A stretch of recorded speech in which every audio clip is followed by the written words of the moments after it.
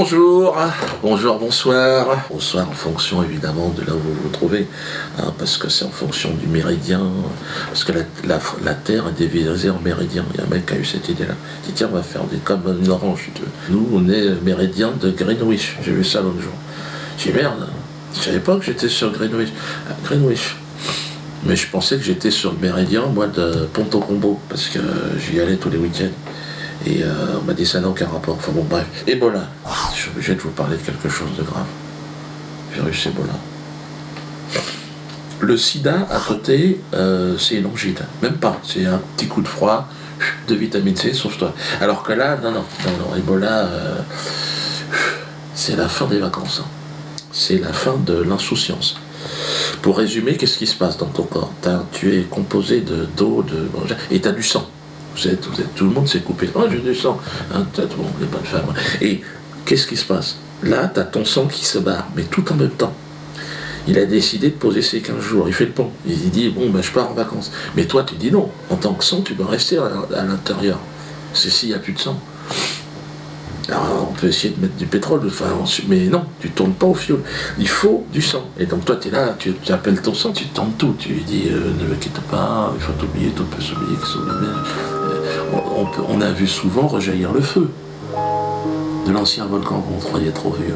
Voilà, tout essaye de l'amadouer, mais le sang, déjà il connaît pas Jacques Brel et il s'en fout. Lui en tant que sang, il voit qu'une chose, c'est se tirer, dans toutes les directions. Par les yeux, le cul, la bouche, le nez, les oreilles. C'est l'autoroute du soleil, c'est-à-dire un 14 juillet. Non, c'est vraiment absolument dégueulasse. Puis alors tu meurs en l'espace de le temps de compter jusqu'à 10, t'es plus là. Alors pour ceux, parce que j'ai de plus en plus un public de scientifiques, qui m'envoient des messages, Yodo soit plus précis. Alors, Ebola, agent de classe 4. C'est-à-dire, c'est pas le nez qui coule. La Ebola, c'est autre chose. Caractérisé par la très haute dangerosité et l'absence de vaccin protecteur. C'est un aller simple, si tu veux. Tu t'auras pas de... C'est un germe qui est normalement manipulé en laboratoire NSB4, niveau de sécurité biologique 4. Donc, non, mais là, je m'adresse aux techniciens. On se comprend? Parce que moi, je comprends rien. Mais bon, c'est aussi une arme biologique, le Ebola. Alors, je n'ai pas dit que c'était utilisé, attention, ne me faites pas dire ce que je n'ai pas dit, mais c'est une arme biologique. L'étude de ce germe en laboratoire, c'est un truc militaire. On manipule ça, pas comme de la vinaigrette. Faut faire attention, parce qu'une petite éprouvette dans le métro, c'est fini, tu fous la chiasse à Paris. Comme la variole, au même titre, ça fait partie des... Et la variole qui a déjà été utilisée d'ailleurs. Ah si, la variole. Sur les couvertures pour les Indiens, j'en ai parlé dans les spectacles. Tiens, il y a l'honorable ministre Louis Farrakhan qui en parle d'ailleurs, écoutez-le. So the enemy has not changed from the beginning of his creation, killing the darker, saving the lighter, and that nature has not changed from the time of General Amherst in 1763, who put smallpox in blankets and came to the Indians claiming that these blankets would help comfort them through the winter. La bombe atomique avait un côté plus propre. Ça nettoie.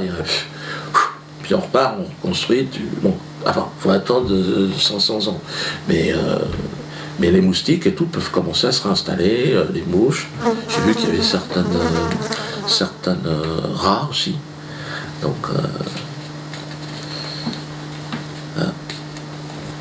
Alors, certains vont dire, vous êtes conspirationniste. Ah, conspirationniste. Mais non, je sais pas. Moi, il y a beaucoup d'Africains qui disent, de toute façon, Ebola, c'est pas le hasard, ils veulent faire de la place. Bon.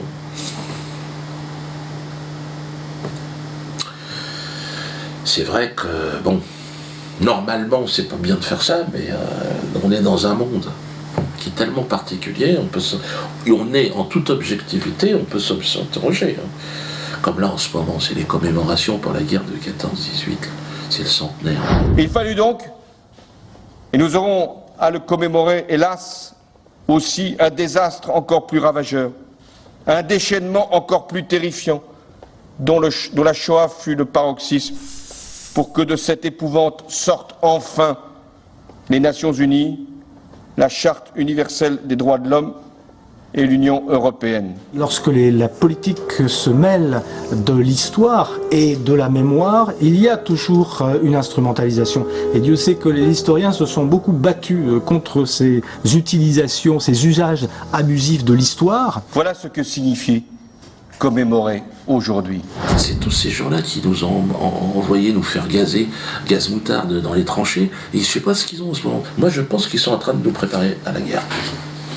Et vous avez vu, hein, de l'extrême droite à l'extrême gauche, il faut maintenant aller se battre contre l'islam. Là, c'est le projet, je crois. Ils ont envie qu'on se foute sur la gueule. Ben, il faut trouver des idées. Hein. Quand tu dois organiser des guerres, il faut trouver des trucs. Alors l'équipe des rouges contre les bleus, toi, à chaque fois il faut trouver des idées. Hein. Et là c'est chrétien contre musulman. Moi je n'irai pas me battre, ça c'est clair et net. Hein. Je pense pas qu'ils m'appellent, hein. Je pense qu'ils vont m'emprisonner avant. Ce qui serait bien c'est que les musulmans commencent à aller à l'église et que les chrétiens aillent dans les mosquées pour les foutre dans la merde quoi. Parce qu'en fait, vous croyez tous dans le même Dieu, les gars, donc pourquoi faudrait pas qu'on rentre dans le jeu et qu'on se foute sur la gueule. Moi c'est l'idée que j'ai. Parce qu'ils ont toujours l'habitude, il faut toujours une équipe. Il y a les rouges contre les bleus. Donc si à un moment donné tu arrives avec un maillot, non, mais il y a les bleus et rouges. Ah mais non, oh, il se fait où l'autre? Non, arrêtez ça. non, franchement, glissons-leur une quenelle, hein, avant qu'ils nous la mettent. Hein. Parce que là, je sens que c'est en train de virer chocolat. Enfin, si vous voulez vous battre, autrement, vous pouvez vous battre. Hein, vous pouvez aller... tiens, un petit message à quelqu'un, au rabbin Donovitz, parce que lui, il est ni d'un côté ni de l'autre. Lui, c'est le petit coq, il attend planqué dans son... Hein. On a effectivement aujourd'hui un exemple frappant, effectivement, qui prouve la théorie de Darwin. C'est le célèbre dramaturge français qui s'appelle À diable donné. Et c'est vrai que quand on voit À diable donné, je pense qu'il faut se rendre compte que toute la théorie de Darwin est effectivement renforcée et prouvée. Effectivement, quand on le voit, on voit bien que l'homme descend du singe. Plutôt d'un gorille, mais peu importe. Je pensais que au moins le procureur allait le poursuivre. Non, poursuit pas Dono. C'est un nègre. Non, poursuit pas Dono. Mais il me traite de singe. C'est un nègre. Anso pour moins que ça, regardez ce qu'elle a fait. Bon, c'était pas terrible, moi je vais la soutenir, Anso. 9 mois de prison ferme. Et Dono, rien. 0. 0 plus 0, la tête à Toto. Comment c'est possible ? Alors lui, je voulais lui dire, parce que c'est vrai qu'il y a eu pas mal de messages, donc sache en tout cas, moi je suis prêt en face à face, hein, pas de problème, on peut discuter, mais bon, sache que si le vent tourne quand même, ne viens pas trop tard, parce que si le vent tourne, je te balance aux autorités, toi et toute ta famille. Je ne ferai pas partie des justes décorés par Jérusalem, pour nous. Hors de question, pas du tout envie de ça. Il y en a qui disent, oui, tu sais, ça se trouve, Pépé Dono, déjà, il commençait à faire à casser les couilles, hein. Et que peut-être Hitler, tout ça, il n'avait pas la patience que nous on a. Hein. Moi, je suis humoriste. Mais j'aurais été militaire de formation. Je sortirais de la guerre de 14-18 et l'autre, il me traite de singe. À un moment donné, tout le monde a la douche. Hein. Peut-être comme ça que ça s'est passé. Hein. Bon, c'est vrai que Dono, il est possible que tu casses beaucoup les couilles aux gens. Et bon, moi, je vais essayer d'arranger les choses. Mettre un peu de blague là-dessus, mais... Qu'est-ce qu'il y a, Roger? Ah, excusez-moi, Roger Lamouche. Roger, oui. Non, parce que comme on a Germain, on lui a pas rendu son ordinateur, donc on est obligé de communiquer avec Roger. Attendez, j'ai un message. Oui, il m'a mis ça sur le cul, il m'a tatoué ça sur le... Mais c'est petit, une rondelle de mouche. Attends. Qu'est-ce qui est très difficile à lire en plus de ça, Roger? Il y a marqué quoi? Ah d'accord. Oui, allez tous vous faire enculer. Oui, mais ça, le message, je l'ai eu, c'est celui de la semaine dernière. Ah d'accord, ouais, d'accord. Ah oui. Le travail, oui, il ne peut pas travailler. Germain ne peut plus travailler sans son ordinateur. Là, il commence à être nerveux. J'ai jamais vu comme ça. Là, il commence à me dire, ouais, je commence à penser que finalement, tuer, c'est pas plus mal. Tuer des gens. Il paraît que, comme ils ont fermé l'atelier de chanson potache, il y en a plein, ils sont nerveux. Carlos, il s'est remis à plus de 60 ans à faire des pompes en cellule. Donc, moi, je m'inquiète. Et il y a Alfredo Stranieri qui, lui, commence à éplucher les petites annonces. Donc, qu'est-ce qui va se passer? Moi, je peux pas garantir à un moment donné. Moi, j'essaye, je suis dans un programme de réinsertion par l'humour sur des détenus de longue peine, hein, et on nous fout des bâtons dans les roues. On nous empêche de travailler. Et le ministre du Travail est pour quelque chose. Hein. Bref, ça même. On a découvert que le ministre actuel du Travail nous en veut. il m'en veut personnellement. Et il s'en est pris à un glisseur de quenelle, Mourad, à Dijon, parce qu'il est de Dijon au départ. Il est sénateur, maire de Dijon. Il cumule les mandats, il cumule tout. Plus il en a dans les poches, plus il est content d'autant. Je considère que les sénateurs, je dis bien les sénateurs, devraient être autorisés à cumuler avec leur mandat de maire. C'est ce qui fait l'originalité. C'est le maire de Dijon qui parle aussi. Oui, bien sûr. Non, à ce niveau-là, il n'est pas original. Et, non, c'est un voyou, un voleur. Et donc il a porté plainte contre le glisseur de quenelle qui avait fait ça dans la mairie. Et donc les juges ont dit non, Repsanel, ton jugement, ta plainte, tu te la fous dans ton cul, tu rentres dans ton ministère. Donc là, il l'a mauvaise. Et c'est là que j'ai découvert qu'en fait, il s'était lâché sur mon blaze. Au moment où il m'interdisait les spectacles, qui m'interdisait de travailler en France. Heureusement, la presse est libre.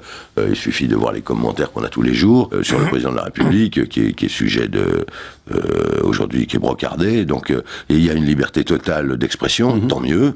La limite, c'est Dieudonné. Je sais pas, je pense que c'est un problème qui relève plus. Je vais sûrement avoir quelques soucis avec l'expression que j'ai employée, mais pour monsieur Dieudonné, de la mbala de la psychiatrie, quoi. Hein. Je pense qu'il a quelque chose qui dysfonctionne dans sa tête, cet antisémitisme quasi viscéral, c'est quand même un problème psychiatrique, enfin, à mon avis. Hein.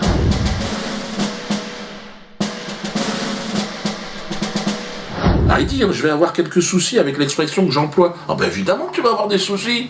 Mais je vais voir le procureur de la République, il est hors de question que ça se passe comme ça. Roger, va prévenir le procureur de la République, là, pas le procureur, c'est le procureur de la République. Tout ça, il l'a dit au moment où je faisais mon spectacle Le Mur d'ailleurs qui est disponible, spectacle interdit, on n'en a rien à foutre, on le sort en DVD, donc n'hésitez pas. C'est comme Nantes, Nantes, vous vous souvenez Nantes le 27 décembre, je fais mon comeback. Le directeur du Zénith, il a déclaré que le Conseil d'État ne permettait pas la représentation de Dieudonné ce soir et que la tournée en province, donc en France, de Dieudonné ne pourrait pas commencer ce soir à Nantes. Je pense que dans les jours qui viennent, dans les semaines qui viennent, eh bien voilà, les choses en resteront là. Et donc, je crois que ce coup d'arrêt a été mis aujourd'hui. Et encore une fois, je suis convaincu que dans les semaines qui viennent, eh bien, on n'entendra plus parler de Dieudonné. Voilà, tout simplement. Parce qu'il ne pourra plus se produire. Il ne pourra plus se produire où que ce soit en France. Parce qu'il ne pourra plus se produire. Il ne pourra plus se produire où que ce soit en France.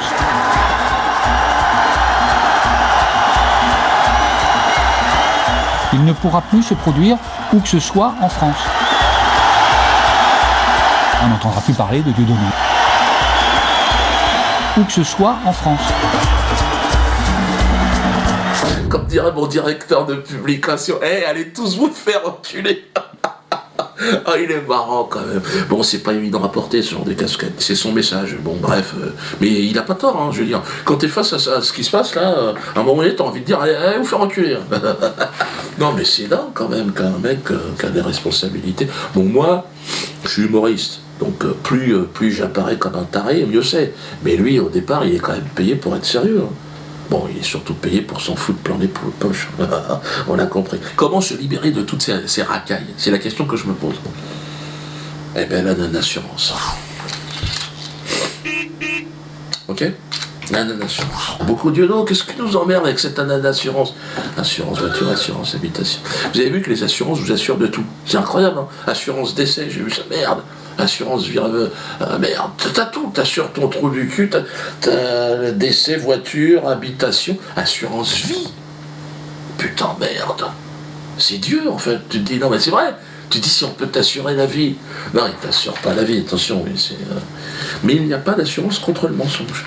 Contre le mensonge du gouvernement. Je vais aller voir mon assureur. Est-ce que vous pouvez m'assurer contre les mensonges ou les fausses promesses qui me sont faites? Je me dis, non, il y a trop de risques.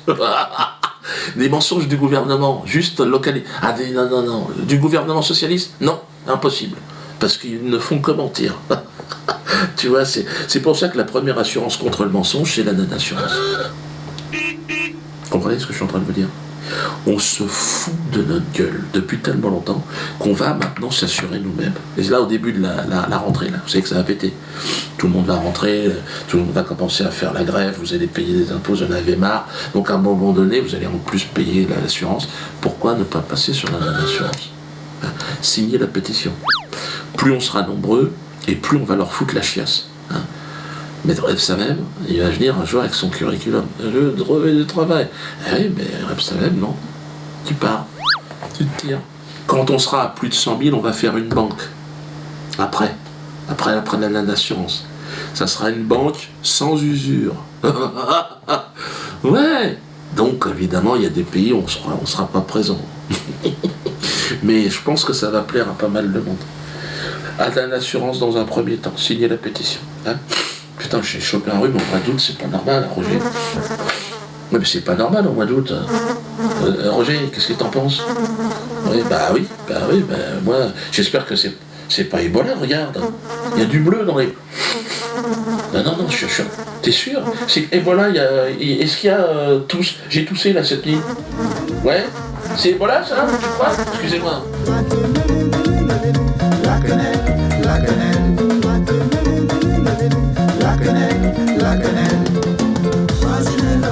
c'est la quenelle sauce m'a fait.